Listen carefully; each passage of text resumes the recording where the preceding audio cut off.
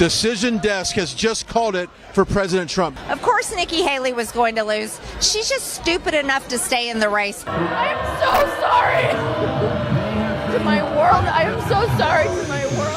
What's up, guys? Your boy, Benny. If you are a lib watching this channel right now, I have two things to tell you. Number one, thanks a lot for watching. We welcome everybody here. Number two, this is your trigger warning. If you do not want molten hot lava, salty tears to roll down your face, you must turn away now. Don't say I didn't warn you.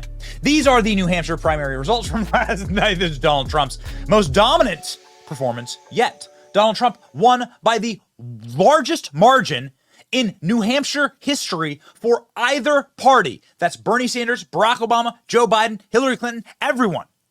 Nobody had the same number of vote totals as Donald Trump last night. 15% of the entire state population showed up to vote for Donald Trump in a Republican primary. This is magnanimous. This is historic. And this is, of course, causing people to have massive panic attacks. Now, those people are, one, Nikki Haley, who's exclusively supported by Democrat policies, Democrat donors, and Democrat voters. We've proven that consistently and demonstrably.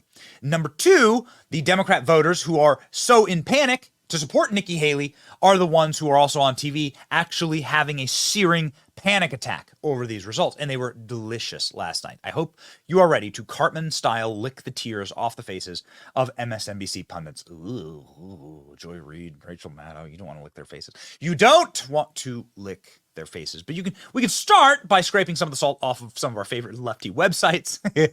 Look at these headlines from yesterday. Huffington Post, Trump under criminal prosecution for New Hampshire primary. Rolling Stone, Trump won New Hampshire. He's still whining. Oh, got him, destroyed. Daily Beast, CNN and MSNBC is forced to fact check error-riddled Trump victory speech. Politico, no, you don't need to go to a Trump rally. Trump won New Hampshire. What's next? A pummeling in Kurt. Got him, boys. Raw story. Racism, offensive, insecurity. Donald Trump's New Hampshire performance inadequate. Yeah. It's so funny. It's so good. They're so upset. Do you think this stuff works anymore, by the way? I mean, you really are the Wojak meme. You see the Wojak meme sort of like behind all these headlines. You really are like the screaming blood coming out of your eyes. Wojak meme. Like, they don't work. You know, the 400 millionth time you call somebody a fascist or a racist, and, well, they're still getting a massive historic plurality of the American vote. Do you still think that tactic works? No. And so now they're trying a brand new tactic. Just don't show Trump at all. Now, for people who have been around the block, I hope that you remember the 2016 election. It was historic and wildly fun. I certainly do. I remember that CNN used to play Donald Trump campaign speeches literally stem to stern. They would just let Trump say anything he wanted. The ratings were insane. CNN would have Donald Trump on their programs all the time. Joe and Mika, the Morning Joe crew at MSNBC, was their top-rated show. They would have Donald Trump on like hundreds of times during the campaign. I mean, they were like, leftist media loved putting on Donald Trump. They were his biggest campaign surrogates. And now they won't even show a victory speech. Now Donald Trump's winning in a historic moment, which he won in Iowa. He won by the largest margin ever for a competitive Iowa caucus. In New Hampshire, he made history again by winning by the greatest vote total ever. The next guy was Bernie Sanders with 150,000 votes. And now Donald Trump, claiming victory that night, had to be censored by CNN and by MSNBC. CNN and MSNBC slammed for muting Trump's mic to chime in with fact checkers as Jake Tapper speaks over the former president to condemn his anti-immigrant rhetoric. Oh man, it is delicious. Here, check out this clip. This is so funny. So this is part of the issue here. So Donald Trump saying that he won New Hampshire not only in previous primaries, but that he won New Hampshire in the general election is not true. Donald Trump did, to his credit, in 2016 win the New Hampshire Republican primary. He did in 2020 win the New Hampshire Republican primary. But both in 2016, when he was competing against Hillary Clinton in the general election, he narrowly lost New Hampshire in the general election. And then in 2020, when he was competing against Joe Biden in the general election, he lost New Hampshire by a good, fair chunk of vote. So the former president has opened his remarks tonight once again by proclaiming falsehoods about previous elections. This is what makes it hard to take his pronouncements live. We'll try again, though. Here we go. That's the Wojak meme. Look at this. Look at her face. Look at her expression. It's the Wojak meme. It's incredible. It's incredible. It's a work of art. It's a work of art. Boy, we really do live in just the greatest times.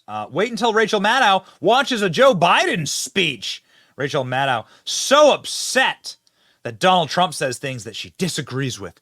She has to bitterly remind her audience, like all 17 of them are like live streams on YouTube, get more viewers, that she's the one in control of the facts.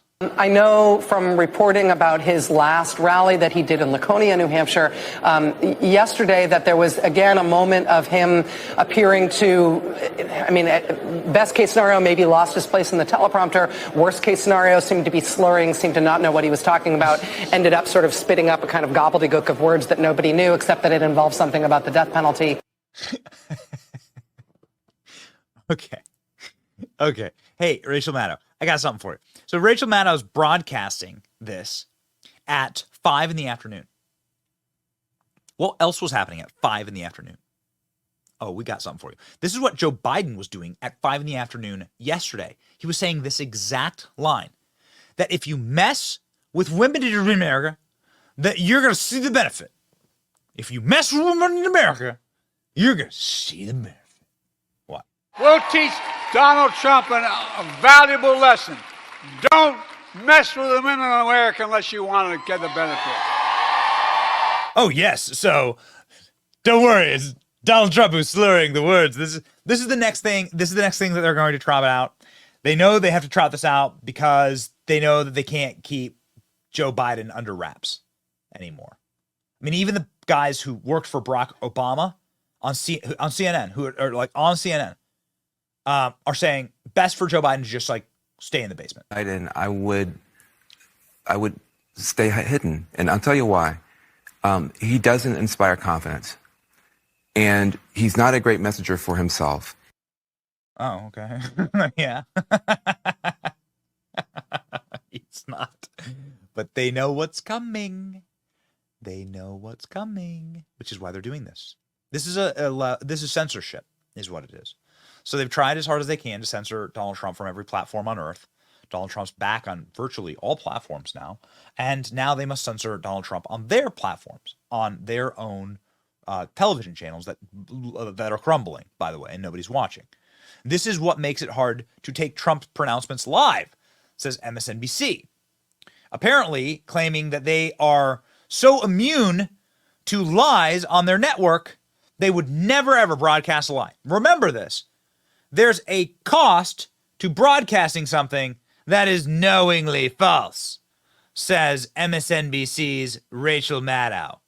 Remember that. We would never broadcast something that we know is false.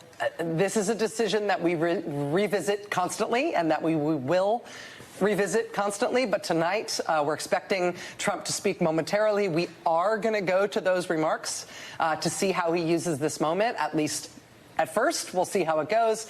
Again, this is a decision that is one that we consider to be an open-ended, live decision. Let's go to Trump headquarters right now in Nashua, New Hampshire. There is a cost for us to broadcast things that are knowingly false, ladies and gentlemen. MSNBC would never do that. They would never dare tell you things that they know to be lies. Of knowingly broadcasting untrue things. If you're unvaccinated, you have a much higher chance of getting this newly transmissible variant we had never seen before a couple of weeks ago. There is a cost to us as a news organization of knowingly broadcasting untrue things. And it's the unvaccinated people who it's going to make sick. There is a cost to us as a news organization of knowingly broadcasting untrue things. You really do not want to be the person who gets it and then spreads it to other people. There is a cost to us as a news organization of knowingly broadcasting untrue things. Now we know that the vaccines work well enough that the virus stops with every vaccinated person. Knowingly broadcasting untrue things. A vaccinated person gets exposed to the virus. The virus does not infect them. The virus cannot then use that person to go anywhere else. Untrue things. It cannot use a vaccinated person as a host to go get more people. Untrue things. Oh, you may want to revisit that one. Also, your colleague here, Nicole Wallace, the MSNBC anchoress who worked in the George W. Bush administration, in case you're wondering the quality and timbre of people who worked for George W. Bush, she now has a show on MSNBC. She is Rachel Maddow's favorite person, and she would never broadcast untrue things, right? Exterminating Latinos. 100% pants on fire. The Havana syndrome. Headaches and a loud noise. Clearly acts of aggression, acts of war. Scientists say the sounds were crickets. The Havana syndrome. Our enemies might be weaponizing technology, beaming something to hurt people's brains. The claims are scientifically implausible. Donald Trump to now investigate a conspiracy theory about COVID coming from a lab in Wuhan. This theory needs to be investigated, which is what President Biden is doing. Hunter Biden's laptop reveals emails. We shouldn't look at it as anything other than a Russian disinformation operation. The Hunter Biden laptop material is genuine. The murder of a police officer, Officer Brian Sicknick, was killed in the line of duty. They beat a Capitol police officer to death. Officer Sicknick died of natural causes. The Steele dossier. It may be dirty, but it ain't fake. Obviously, the Steele dossier is discredited by far, actually. I mean, this is the lunatic response to what is a very rational, evidence-based, fact-based investigation. FBI pleads guilty to doctoring email. What the report shows is something that won't be surprising to people that have spent a lot of time in the federal government. The report left former officials aghast. The FBI is exonerated today.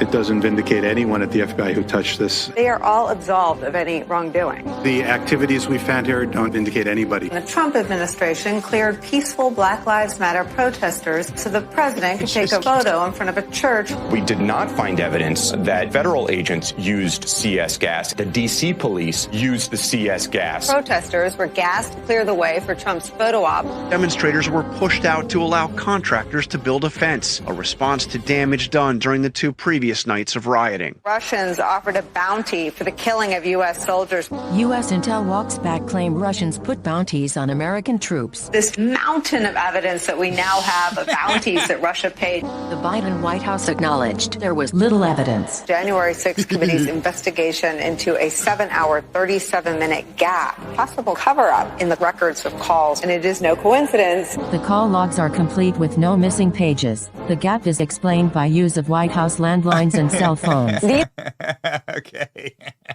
Amazing job to the person who put that together. ORF, Glenn Greenwald surfaced this clip.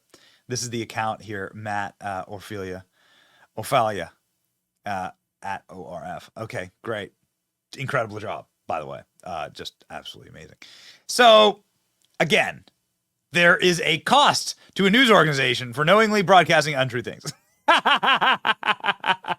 This is like so amazing given the supercuts that we can make that are like just literally lying around.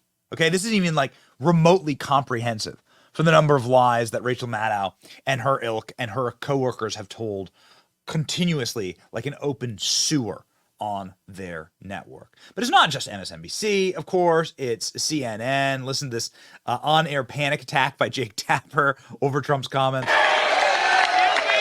Because right now we have an invasion. We have an invasion of millions and millions of people that are coming into our country. I can't imagine why they think that's a good thing. Donald Trump declaring victory with a historically strong showing in the Iowa caucuses. If these numbers hold, the biggest victory for a non-incumbent president in the modern era for this contest. A relatively subdued speech as these things go so far, although here he is right now under my voice. You hear him repeating his anti-immigrant rhetoric.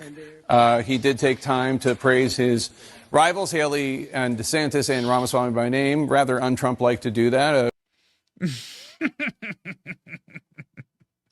We can't just play you his speech. His anti-immigrant rhetoric. You see how they do that? It's not criminal, illegal alien who broke all our laws. It's anti-immigrant rhetoric. Got it? Yeah, your overlords have spoken. The lizard people want you to know. It's anti-immigrant rhetoric. Jen Psaki being forced to say that now they're moving on to the general election. This race is done. And so expect so many more meltdowns like this. They're so delicious. They fill my cup with overwhelming amounts of salt. And I am so, it's so tasty. The salt, the bounty of salt. I am deficient in sodium, and so I need it. And so thank you, libs. And oh man, buckle up. We're gonna have so much fun in 2024 together and beyond. It's your boy Benny. Stay subscribed if you are sodium deficient. We got the salt for you. Like, share, and subscribe, and stay based.